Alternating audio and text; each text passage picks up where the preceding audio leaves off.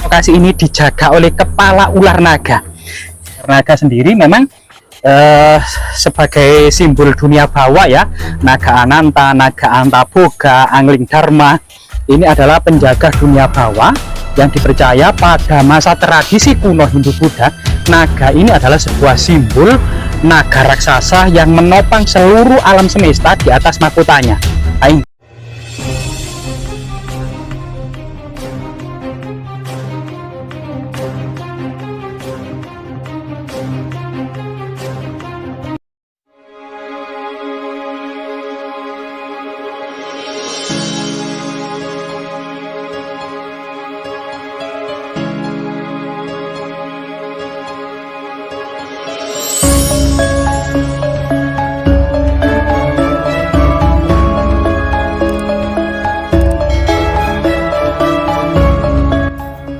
Oke, hari ini kita menelusuri jejak-jejak sejarah di lereng Welirang. Tadi ya Mas ya? Ya, lereng Welirang.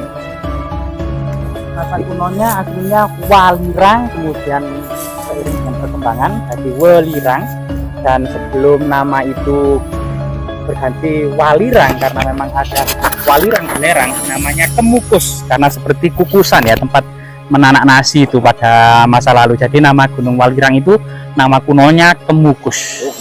Ya. Ya. Ya, di sini ada sepanjang makam yang memiliki nama dari segi namanya yang dimakamkan ini memiliki nama masih menggunakan bahasa Jawa kuno ya. Diduga era masa-masa akhir Majapahit dan awal mula Demak, karena memang dari segi makamnya itu diduga memang Muslim, namun namanya itu masih menggunakan nama Jawa kuno. Dan yang paling menarik adalah dari sebagian nama ini memuat informasi tentang sebuah sinar yang ada ya, yaitu ada sinar. Karena dari segi nama itu yang dimakamkan menurut cerita tutur yang berkembang di masyarakat, ini namanya Mbah Resi Damar Bekti Joyowiguno. Jadi ada unsur damar atau lampu yang menyala. Jadi diduga makam ini juga mengandung unsur Damar Bekti Joyowiguno, lampu yang menyala yang membawa kejayaan. Coba mari kita telusuri bersama-sama. Jadi situs yang sangat luar biasa sekali ini sebenarnya sebuah akulturasi ya, sebuah kombinasi dan terus dinamika sebuah perubahan zaman gitu ya. Dan ini sebuah akomodasi dari berbagai macam peradaban, mulai dari peradaban prasejarah ya, neolitik, megalitik atau kabuyutan, kemudian diduga ada unsur-unsur Hindu-Buddha, unsur-unsur kuno, kemudian masa-masa awal perkembangan agama Islam. Jadi ketiga unsur ini ada di dalam satu bukit ini. Masyarakat sendiri mengenal bukit kecil ini dengan nama Lemah Dhuwur atau bahasa Sanskertanya Siti Hinggil gitu ya, atau sebuah tanah yang suci yang ada yang ditinggikan. Coba kita memasuki ini ya. Ya. Jadi rahayu. Saat ini memang punden ini diperhatikan oleh masyarakat dusun setempat, dan memang pada hari-hari tertentu misalnya ruah desa, punden ini cukup ramai, masih diuri-uri, masih dilestarikan, dan bagian dari asal usul dusun ini. Nah, jadi pintu masuk juga sudah dilengkapi dengan gapura seperti gapura Wringin Lawang ya, atau juga disebut juga Candi Bentar, sebagaimana kemudian sebuah gapura ini diduga memang mulai ada sejak zaman Majapahit, namanya gapura ya, seperti candi yang dipecah menjadi dua, disebut juga Bentar atau Wringin Lawang. Misalnya bisa kita dapati di situs Wringin Lawang, Jati Pasar, di Trowulan, maupun di kompleks Candi Penataran Blitar.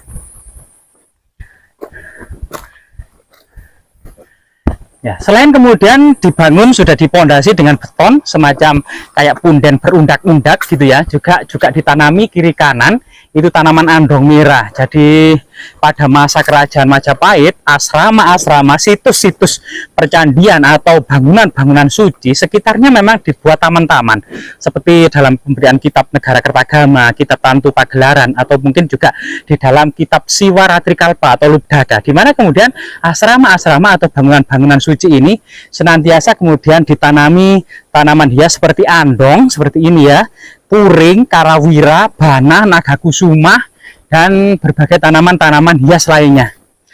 Termasuk memang musim kemarau ini biasanya itu melilit-lilit itu tanaman janggan. Kita awalnya memang ketika mengetahui di berita-berita literasi kuno ada namanya tanaman janggan melilit-lilit, berbunga banyak, lebat, berwarna kuning, warnanya harum.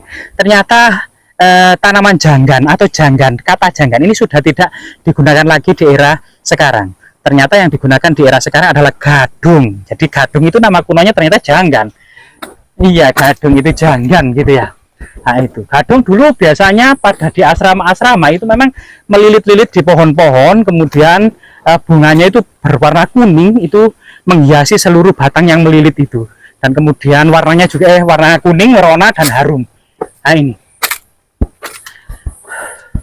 kalau di situs ini ya, semacam kayak andong, kita juga menemukan ini cempaka ya, atau gading gitu ya. Ini juga ada beberapa cempaka. Selain itu juga ada pohon-pohon keramat yang lainnya seperti pohon tua yang usia ratusan tahun adalah kemuning serta beringin ya, beringin. Ada beberapa pohon beringin di sini.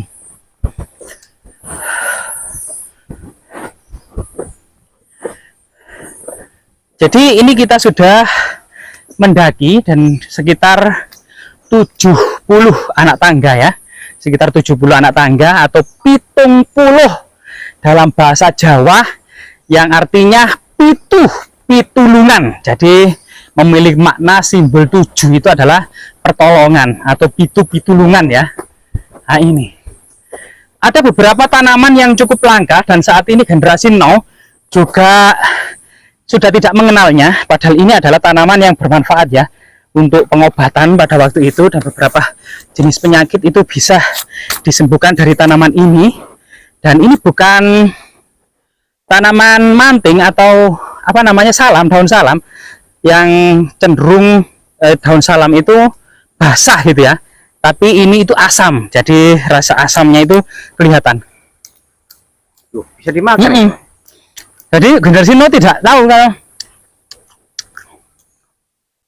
tanaman ini itu bisa dimakan, rasanya asam dan sedap, dan tidak perlu dilepeh lagi atau dimuntahkan, bisa langsung ditelan. Ya? Itu khasiatnya gimana? Khasiatnya pertama bisa mengobati diabetes, jantung, jadi kanker ya, TBC. Nah ini coba. Iya, sangat bermanfaat. Jadi tanaman yang cukup langka. Nah itu di sini ada semacam lambang Surya Majapahit ya. Lambang Surya Majapahit. Ini masih ada hubungannya sama Majapahit. Iya, diduga memang Mbah Resi Damar Bekti ini adalah keturunan Majapahit asli. Ini masih menggunakan dan berhak menggunakan lencana Surya Majapahit, yang di dalamnya adalah simbol Nawasanga atau Dewa 9, atau juga disebut Astadikpalaka ya. Yang di tengah adalah Siwa Mahadewa yang dikelilingi oleh dewa-dewa di 8 penjuru arah mata angin ya. Ada Bayu, ada Agni ya, ada simbolnya sendiri ya. Iya, ada simbolnya, yaitu dewa-dewa penguasa di seluruh arah mata angin.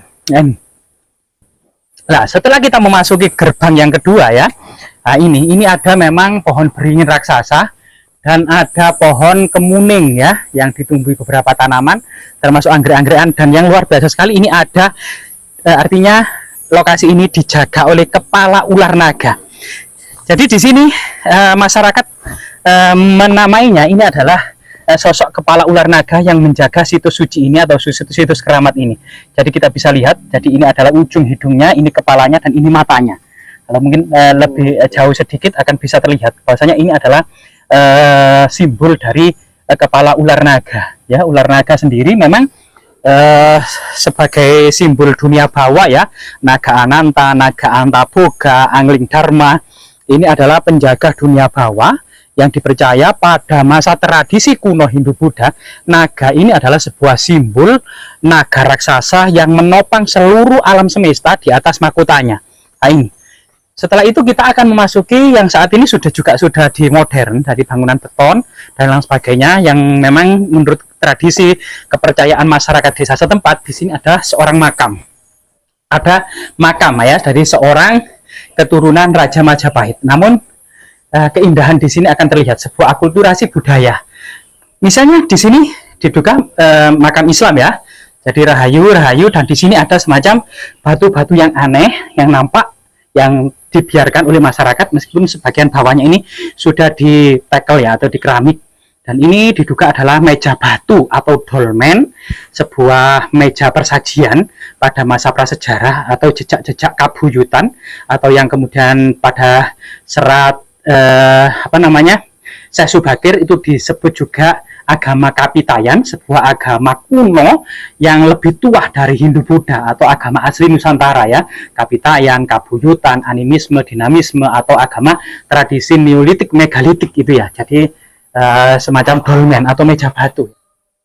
Itu ada apa? Batu apa itu, Mas? Persajian juga kayaknya. Apa? Itu persajian, sesaji itu. Oh iya, ini kok ada kayak lingga ya? Batu kayaknya. Memang untuk kondisinya seperti ini ya teman-teman. Iya. Kayaknya memang mirip-mirip lingga, cuma ini kayaknya batu yang lonjong. Cuma kita tidak tahu karena soalnya ini sudah dikeramik. Jadi ini letaknya sangat tinggi dari sekitarnya ya, seperti dilihat ya. Kalau kita lihat sekeliling kita ya, paling tinggi, setinggil ya. Punden Lemah Dhuwur. Jadi dinamakan Punden Lemah Dhuwur karena memang posisinya memang di atas ya. Jadi seperti setinggil istilahnya ya. Jadi tempat ini sudah dikeramik bagus sekali dan ada karpet, dan pendoponya ini juga sangat permanen dan bagus sekali. Iya. Nah, seperti ini tiang-tiangnya itu sudah permanen. Seperti ini.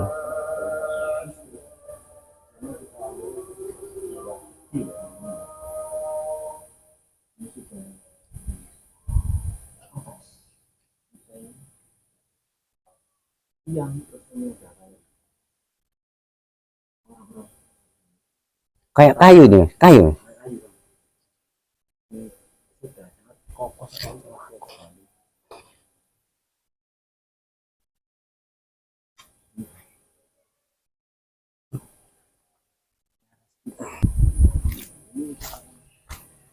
Jadi tempatnya itu memang agak tinggi kalau lihat dari samping seperti ini ya. Sangat tinggi.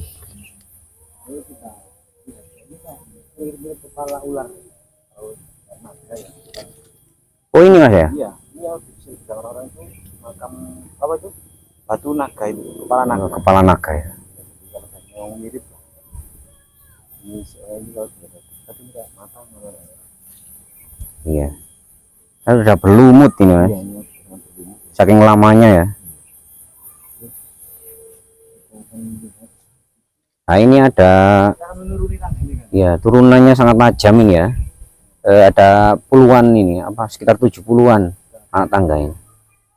Jadi kita harus, kalau lewat sini kita harus ekstra hati-hati karena agak berlumut ya ini.